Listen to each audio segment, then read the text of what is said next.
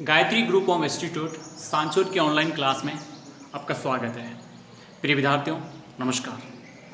राजनीति विज्ञान विषय के अंतर्गत आज का हमारा टॉपिक है मूल अधिकार, फंडामेंटल राइट।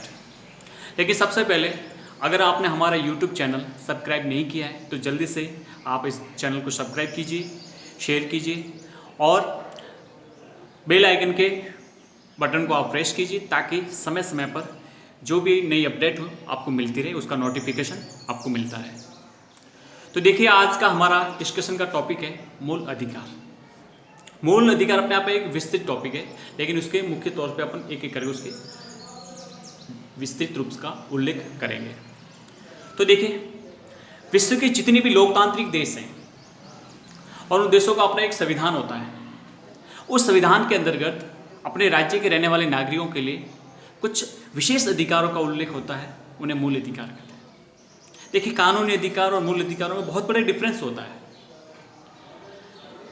हर देश के संविधान में उल्लेख होता है। तो देखिए, ये समझने का प्रयास करते हैं कि मूल अधिकार होते क्या है।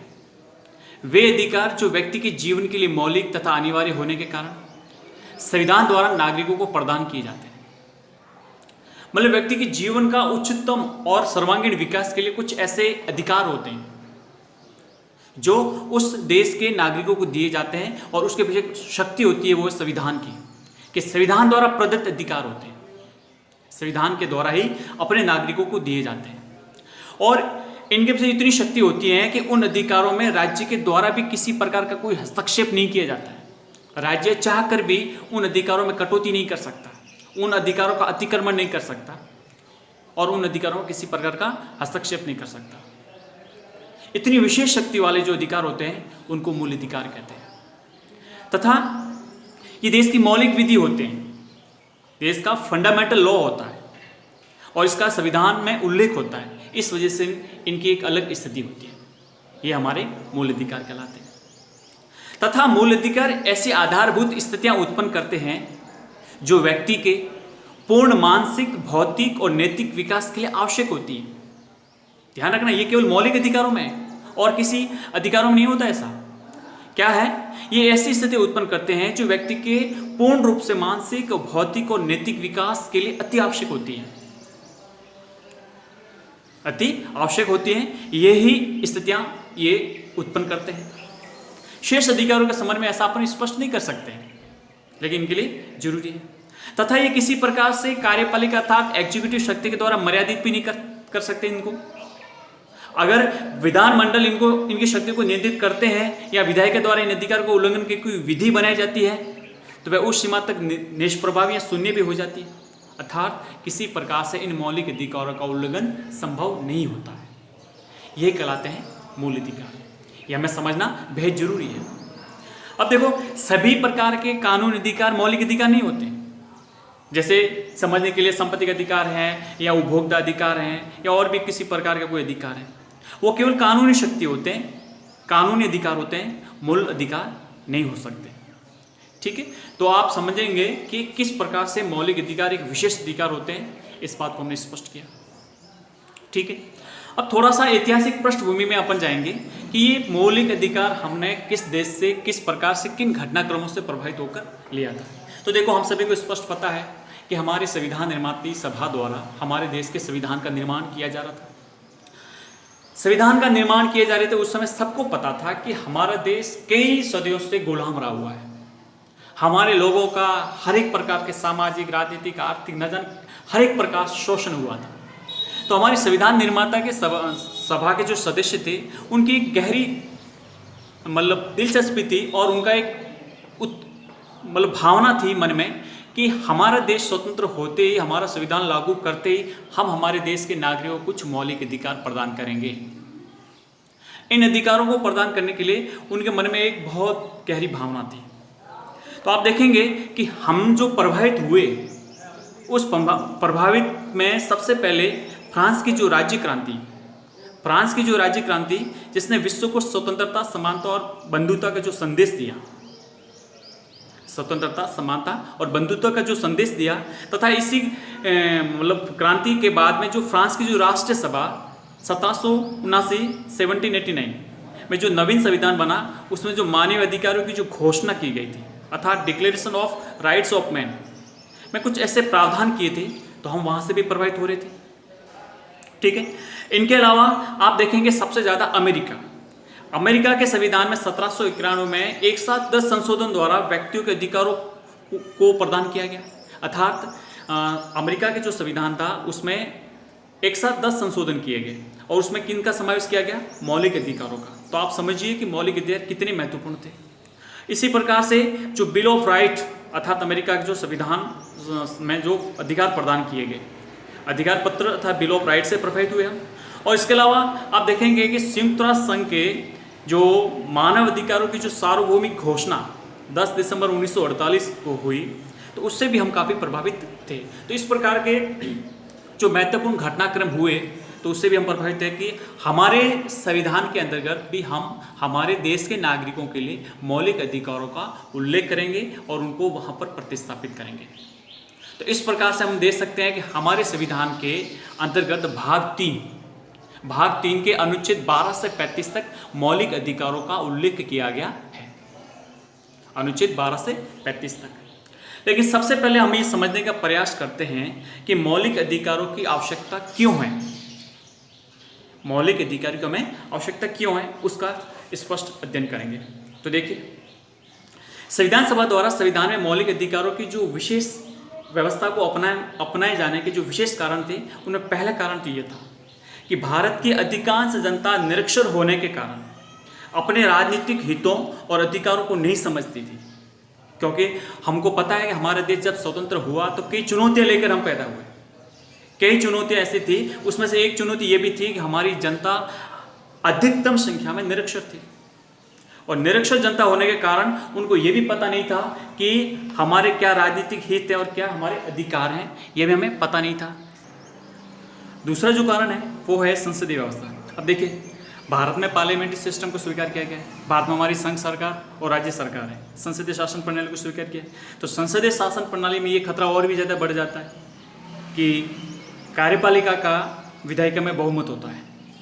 तो स्वाभाविक है कि सरकार संसदीय बहुमत का प्रयोग करते हुए मूल अधिकारों को सुनने वाला कोई कानून भी बना सकती है। जब कभी भी किसी भी सरकार को बहुमत मिल जाता है, तो बहुमत के आवेश में ऐसा कोई भी वो कानून बना सकते हैं, विधि बना सकते हैं, जिससे हमारे अधिकारों का, हमारे मूल अधिकारों का या तो छीनने वाला कानून हो या उसका अतिक्रमण करता हो या हनन करता हो। तो ये इसलिए आवश्यकता थी कि मूल अधिकारों का संविधान में विशेष उपबंध किया जाए। अगला जो कारण है वो है ये कि भारत में धार्मिक और नस्लीय विविधता काफ़ी ज़्यादा है, और दूसरा जो अल्पसंख्यक वर्ग है वो अपनी कम जनसंख्या के कारण सरकार में या सरकार के निर्माण में उनकी बहुत कम भूमिका होती है, ये कमज़ोर सिद्ध होते हैं। इसलिए ये खतरा महसूस किया जा रहा था कि यदि बहुसंख्यक लोग किसी एक संप्रदायवादी दल के पक्ष में आ जाएं, तो उस दल की सरकार ऐसा कोई विभेदकारी कानून बना सकती है जिससे अल्पसंख्यकों के मन में एक डर सता रहा था कि बहुमत की ऐसी तानाशाही से अल्पसंख्यकों को सुरक्षा प्रदान करना ये जरूरी था। तो इसके लिए क्या करें, तो मौलिक अधिकारों का हमारे संविधान में प्रतिस्थापित करके एक सुरक्षा की गारंटी दी गई कि यहाँ पर बहुसंख्यकों के साथ साथ अल्पसंख्यकों के हितों की भी रक्षा की जाएगी। अगला जो कारण है वो है भारत में संघात्मक शासन को स्वीकार किया गया है, फेडरल सिस्टम को स्वीकार किया गया है। तो ये संभावना अपनी जगह कायम थी कि कहीं पर भी किसी भी प्रांत की सरकार नागरिकों के अधिकार न छीनने लगे। इस संभावना को दूर करने का उपाय यही था कि संविधान में ही मौलिक अधिकारों को गारंटी दे दी जाए, जिससे राज्य सरकार उससे बंधी रहे, किसी भी राज्य सरकार को नागरिकों के मूल अधिकारों में परिवर्तन या उसमें किसी प्रकार की कटौती नहीं कर सके। अगला है कि मूल अधिकारों की घोषणा करने की जो महत्वपूर्ण जो जरूरत थी वो इसलिए भी थी कि जनता को ये बोध हो जाए, जनता को ये आभास हो जाए कि अब किसी भी व्यक्ति के पास कोई विशेष अधिकार नहीं है। जितने भी भारतीय नागरिक हैं सब विधि के समक्ष समान हैं। अर्थात पहले जब हमारा स्वतंत्रता से पहले यहाँ पर अंग्रेजों का, ब्रिटिश का शासन था, राजा रजवाड़ों का शासन था, तो ये जनता को आभास था कि ये भाई उच्च हैं, ये निम्न हैं, ये गरीब हैं, इस प्रकार की कई प्रकार की भ्रांतियाँ थी। लेकिन मौलिक अधिकारों को घोषणा से स्पष्ट करना था कि अब ये भारतीय लोगों के समकक्ष ये इस प्रकार का एक विचार जाए कि हम सब अब समान नागरिक हैं, किसी भी प्रकार का कोई भी सामाजिक, आर्थिक, राजनीतिक हैसियत से ऊपर नीचे कोई नहीं, सब बराबर है, सब इक्वल है। अर्थात भारत में जो विधि है, विधि के समक्ष सब लोग समान हैं, सबके साथ समानता का व्यवहार किया जाएगा। नेक्स्ट जो है कि भारतीय समाज में दलित, आदिवासी और स्त्री ऐसे कई वर्ग थे जो लंबे समय से वर्चस्वशाली वर्गों के हाथों से उनका दमन और शोषण के शिकार हो रहे थे, और ऐसे वर्गों को मुख्य धारा में लाने के लिए मौलिक अधिकारों की व्यवस्था करना जरूरी था। इसलिए डॉक्टर अंबेडकर और कुछ अन्य नेताओं ने इन वर्गों को मुख्य धारा में लाने के लिए इस प्रकार के हमारे संविधान में मौलिक अधिकारों का उपबंध किया गया। इसलिए बेहद जरूरी था कि इन वजह से हमारे संविधान में मौलिक अधिकारों की व्यवस्था की गई। अब देखिए, हमारे जो भारतीय संविधान में जो हमारे मौलिक अधिकार हैं उनका एक एक करके अपन वर्णन करते समझते हैं। देखिए, हमारे भारत के संविधान का जो मूल रूप था, यानी मूल संविधान में जो मौलिक अधिकार थे वो 7 मौलिक अधिकार थे, और वर्तमान में हमारे जो मौलिक अधिकार हैं या मूल अधिकार हैं वो हैं 6 मूल अधिकार।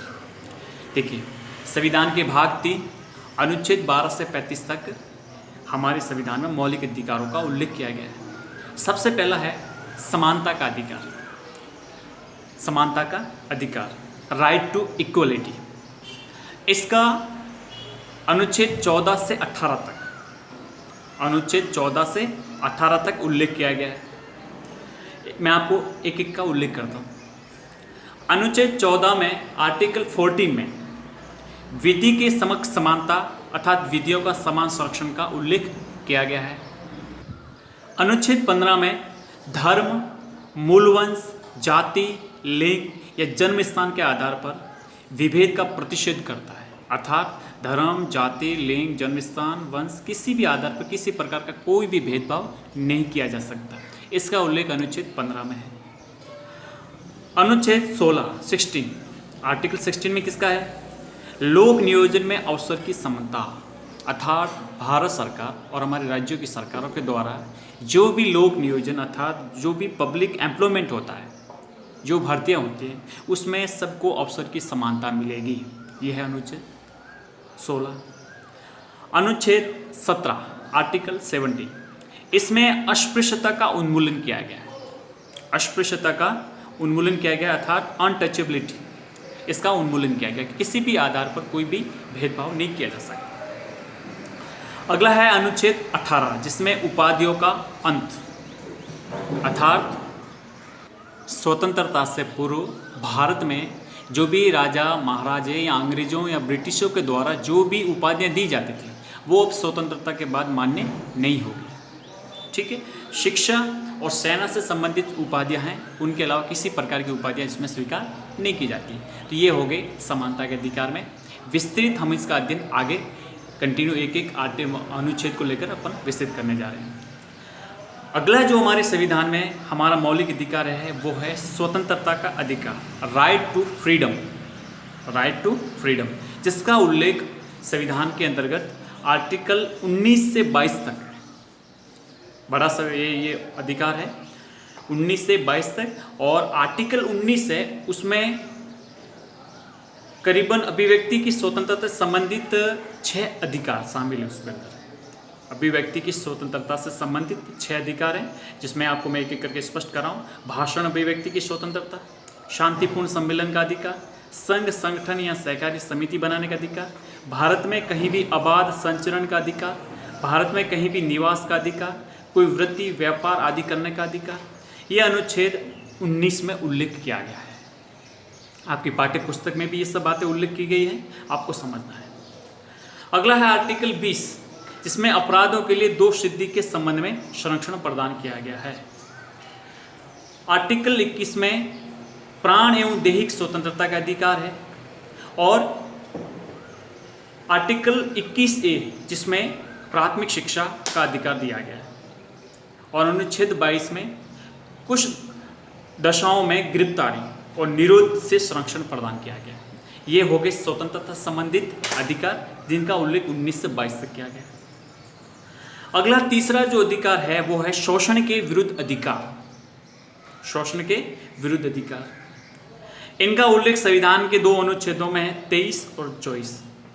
आर्टिकल 23 में ये उल्लेख किया गया है मानव के दुर्व्यापार, बलात्, श्रम और बेगार का प्रतिषेध, अर्थात मनुष्यों की जो खरीद फरोख्त होती है या ज़बरदस्ती श्रम करवाया जाता है यहाँ जो बैगार है इन सब का उन्मूलन का उल्लेख किया गया है, प्रतिषेध का उल्लेख किया गया है। अनुच्छेद 24 इसमें है कि कल कारखाने या भारी उद्योग में बच्चों के नियोजन पर प्रतिबंध है। मतलब बच्चों को भारी उद्योग धंधों में या कारखानों में या भारी खदानों में ऐसे में कार्य में बच्चों को नहीं लगाया जा सकता। इसका उल्लेख है आर्टिकल 24। चौथा जो हमारा जो मौलिक अधिकार है वो है धर्म की स्वतंत्रता का अधिकार। धर्म की स्वतंत्रता का अधिकार, इनका उल्लेख है हमारे संविधान के आर्टिकल 25 से 28 तक। अनुच्छेद 25 का इसमें उल्लेख है अंतःकरण की स्वतंत्रता, अंतःकरण की स्वतंत्रता और धर्म को अबाध रूप से मानने, आचरण और प्रचार करने की स्वतंत्रता। अर्थात व्यक्ति को किसी भी धर्म, विश्वास, आस्था रखने की स्वतंत्रता है तथा किसी भी धर्म में अपने मानने न मानने, उसके आचरण और प्रचार प्रसार करने का पूरी स्वतंत्रता है। यह आर्टिकल 25 में है। आर्टिकल 26 में है धार्मिक कार्यों के प्रबंध की स्वतंत्रता। अपने धार्मिक कार्यों के प्रबंध की जितनी भी जो भी स्वतंत्रता उसको मिली होती है वो आर्टिकल 26 के तहत मिली होती है। आर्टिकल 27 में किसी धर्म की अभिवृद्धि के लिए कर न देने की स्वतंत्रता का उल्लेख है तथा आर्टिकल 28 में स्पष्ट है कि कुछ शिक्षा संस्थाओं में धार्मिक शिक्षा या धार्मिक उपासना में उपस्थित होने से स्वतंत्रता का उल्लेख किया गया है। यह है धर्म की स्वतंत्रता से जुड़े हुए अधिकार। पांचवा जो हमारा मौलिक अधिकार है वो है संस्कृति और शिक्षा संबंधी अधिकार। संस्कृति और शिक्षा संबंधी अधिकार, इनका उल्लेख है हमारे संविधान के अनुच्छेद 29 और 30 में। अनुच्छेद 29 में ये उल्लेख किया गया है भाषा, लिपि और संस्कृति को बनाए रखने का अधिकार। भाषा, लिपि, संस्कृति को बनाए रखने का अधिकार। और आर्टिकल 30 अनुच्छेद 30 में शिक्षा संस्थाओं की स्थापना और प्रशासन करने का अल्पसंख्यक वर्गों का अधिकार। जितने भी माइनॉरिटीज क्लास हैं उनके लिए शिक्षा संस्थाओं की स्थापना और प्रशासन करने से संबंधित अधिकारों का उल्लेख है वो किसमें किया गया है? आर्टिकल 30 में। छठा है संवैधानिक उपचारों का अधिकार। संवैधानिक उपचारों का अधिकार यह है अनुच्छेद 32 में। अनुच्छेद 32 में आर्टिकल 32 संवैधानिक उपचारों का अधिकार, जिसमें बंदी प्रत्यक्षीकरण, प्रतिषेध, प्रमादेश, उत्प्रेषण, अधिकार प्रचार, इस प्रकार की रीटें जारी करने की जो हमारे न्यायपालिका की शक्ति है उसका पूरा अधिकार है।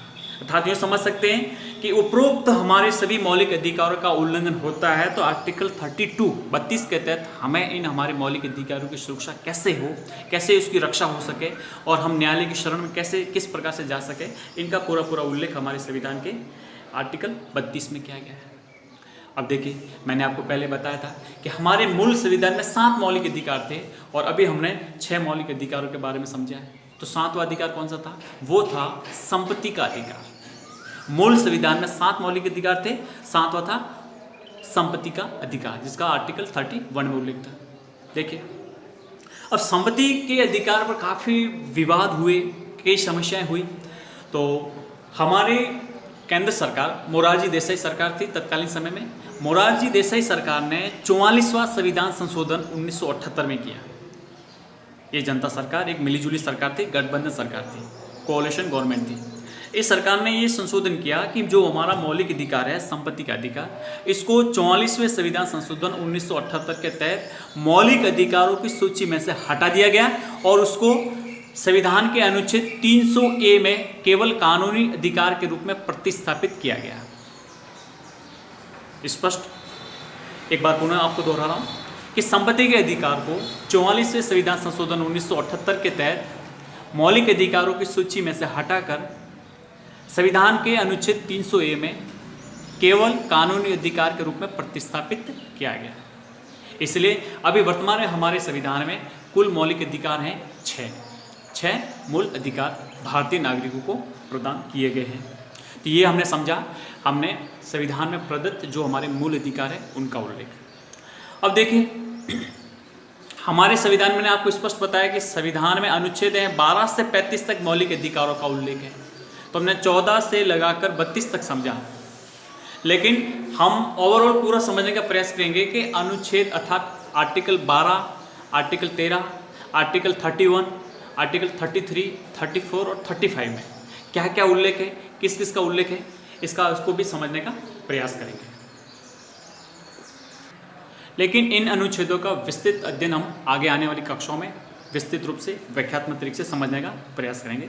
लेकिन फिलहाल अपन ये समझने कुछ हैं फैक्ट है हमारे संविधान के अंतर्गत, कुछ इन मौलिक अधिकारों से लेकर कुछ फैक्ट हैं वो उनको देखने का प्रयास करते हैं। तो देखिए, हमारे जो मौलिक अधिकार है उसमें से अनुच्छेद 15, 16, आर्टिकल 15, 16, 19, 29 एंड 30, एक बार रिपीट करता हूँ कि अनुच्छेद 15, 16, 19, 29 और 30 ये जो अनुच्छेद हैं यह केवल भारतीयों को प्राप्त है, केवल भारतीय नागरिकों को प्राप्त है। कभी भी आपसे प्रश्न पूछा जा सकता है एग्जाम में कि वे कौन से मौलिक अधिकार हैं जो केवल भारतीयों को प्राप्त हैं, विदेशियों को नहीं। तो आप बता सकते हैं कि आर्टिकल 15, 16, 19, 29 और 30 ये जो आर्टिकल हैं ये सिर्फ और सिर्फ केवल भारतीय नागरिकों को प्राप्त हैं।